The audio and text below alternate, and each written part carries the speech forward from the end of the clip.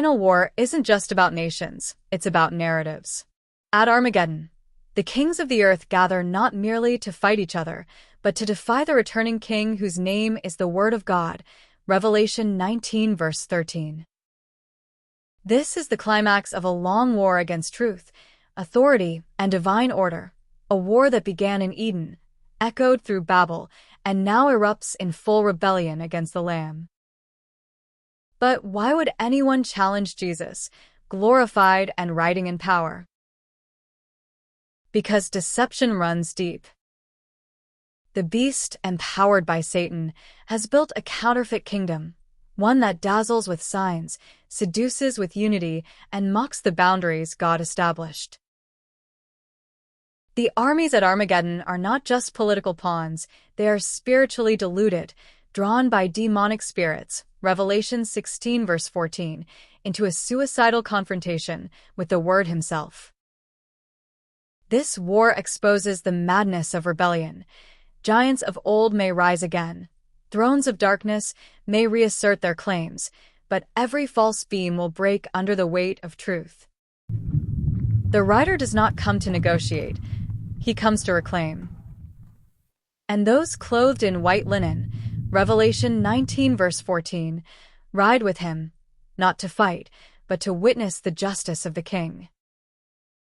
Armageddon, the war against the Word, is a call to discernment.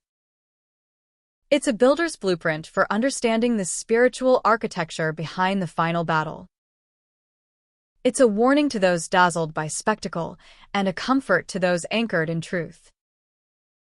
The war is real, the deception is strong, but the Word wins. Why would anyone knowingly try to fight the glorified King of Kings?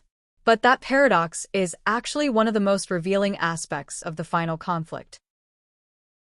The madness behind the resistance, spiritual blindness and delusion. Revelation 16 verse 14 speaks of demonic spirits performing signs to gather the kings of the earth for battle. This isn't just military strategy, it's supernatural deception. The enemy isn't thinking rationally, they're under strong delusion, 2 Thessalonians 2 verse 11, believing they can defy the Lamb and win. Hatred of divine authority. Psalm 2 captures the heart of rebellion. Let us break their chains and throw off their shackles. The nations rage not because they think they'll win, but because they refuse to submit. It's the final tantrum of a world system that hates the rule of Christ.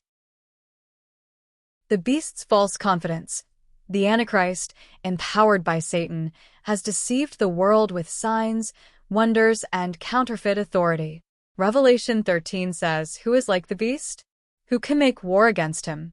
That arrogance fuels the confrontation. God's sovereign setup. This isn't just a war, it's a divine trap. Revelation 19 shows Jesus arriving not to negotiate, but to strike down the nations. The enemy is drawn in like Pharaoh to the Red Sea, thinking they're in control, only to be swallowed by judgment. Why it matters for believers. Discernment over spectacle. The world will be dazzled by signs and unity under the beast. But discernment sees through the glitter to the rebellion underneath. Authority in Christ. Jesus doesn't come back alone.